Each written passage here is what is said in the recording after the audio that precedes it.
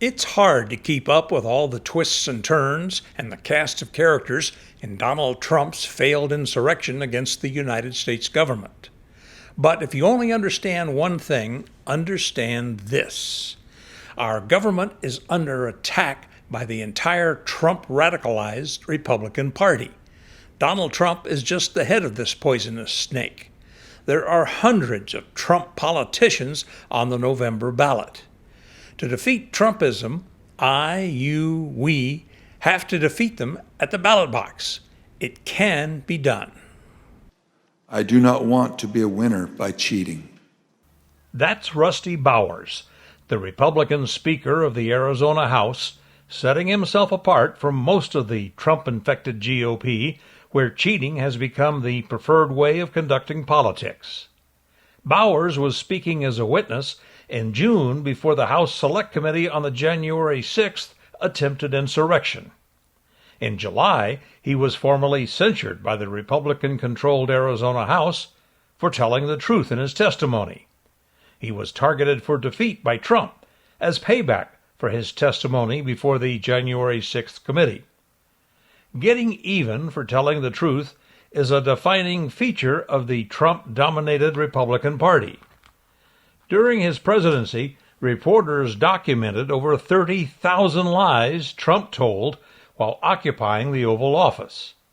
Getting even is another operating principle in today's Republican Party. They rule by thuggery and intimidation. So, they found a niche, they found a way, and it's fear. Bowers, a longtime member of the Arizona House, ran for a state Senate seat because of term limits, but lost. Bowers told the Associated Press his district is very pro-Trump. They punished him for telling the truth and upholding his oath of office. The national media did big stories on the Arizona primary because it's a key battleground state. Trump wooed Arizona Republicans, and the courtship paid off. The major candidates he endorsed won their races. National media, like the Atlantic magazine, noticed Trump's triumph in the Grand Canyon state with stories like the clutch of kooks that just won in Arizona. Charlie Sykes, a columnist at The Bulwark, a conservative publication, summed up the Arizona Republican primary by writing, "Arizona went full batshit." Esquire magazine columnist Charles Pierce asked a question many Americans have pondered. Where do they find these people? They are found among ambitious, traitorous Republican ass-kissers and suck-ups.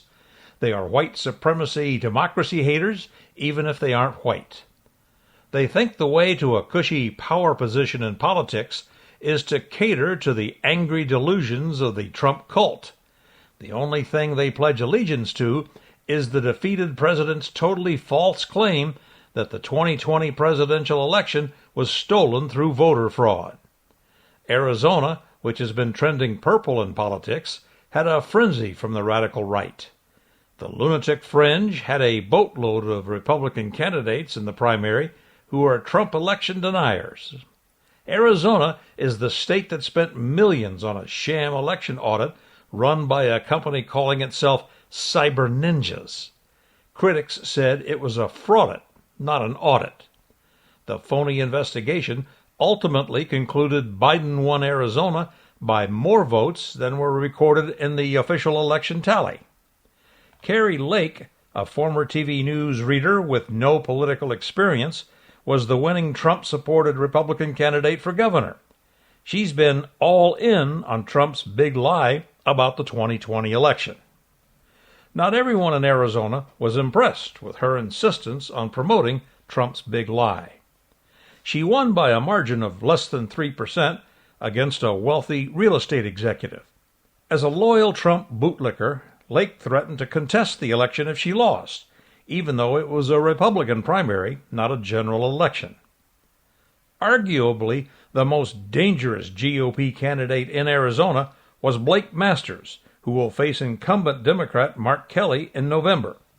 Endorsed by Trump, Masters is what most political observers would call a right-wing extremist.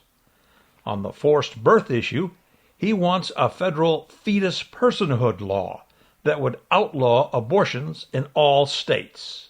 It's like we need a federal personhood amendment. That's what playing offense looks like. That's the kind of stuff that I'm going to push and get done in the U.S. Senate. Masters wants to eliminate Social Security so Wall Street can get its hands on the old age lifeline of millions of Americans.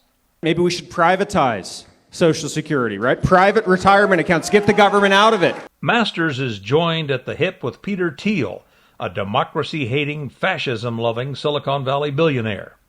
Thiel is an immigrant, but that doesn't matter to the immigrant-hating Republicans because he's a big donor to the Trump authoritarian crusade, and he's white.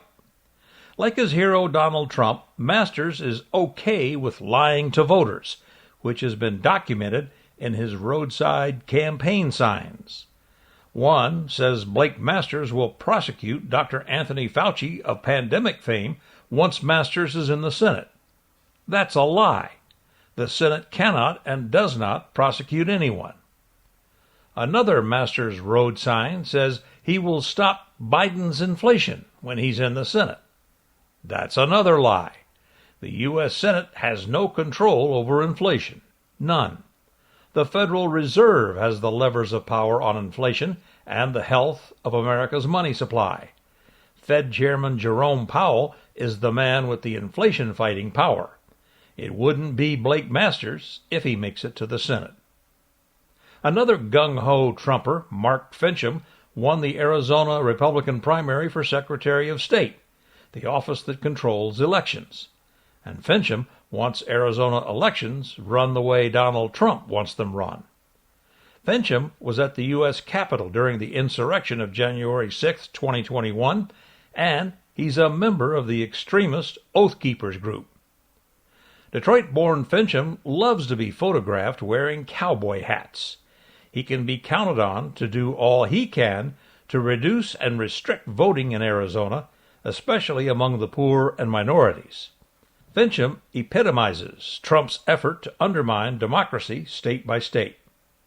Trump, meanwhile, continues to peddle his dystopian view of America as whites slowly find they must share power and clout. Our country is going to hell, and it's going to hell very fast. As the crowds at Trump rallies get smaller, as an increasing number of Republican politicians treat him as a has-been, the ex-president's agenda, if he manages to get back in the Oval Office, gets more dictatorial, more Nazi-like. An example that didn't get much media attention is his plan to create massive concentration camps for the nation's homeless.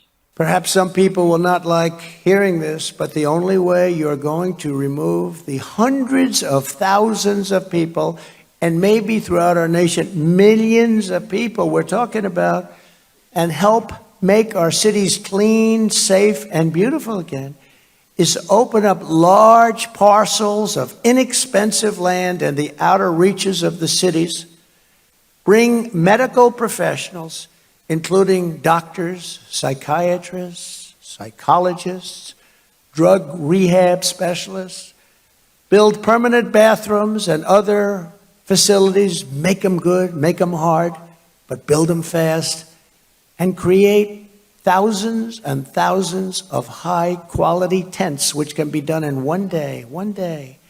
And you have to move people out. But we're talking about hundreds of thousands and probably millions of people. Washington Post columnist E.J. Dionne recently wrote, "The imperative this year is to defeat GOP politicians who refuse to face up to Trump's crimes against democracy." The deniers number in the hundreds. Representative Adam Kinzinger, one of two Republicans serving on the House January 6th committee, warned all of us that the violent Trump extremists who stormed the nation's capital on that fateful day in 2021 are ready to do it again. The forces Donald Trump ignited that day have not gone away. They're all still out there, ready to go. California Governor Gavin Newsom, a liberal the Trumpers love to hate, was talking recently about the abortion issue, but he could have been talking about the entire Trump agenda. This is extremism at a scale and level I've never experienced in my lifetime. Wake up, America. You don't have to go out into the street and march around with a sign and shout slogans. You don't have to get arrested at a sit-in. You don't have to get into a urinating contest on social media. What you have to do is make a commitment to yourself and your country to vote in November and vote against every Republican who's a Trumper. That's most of them. I'm Vince Wade.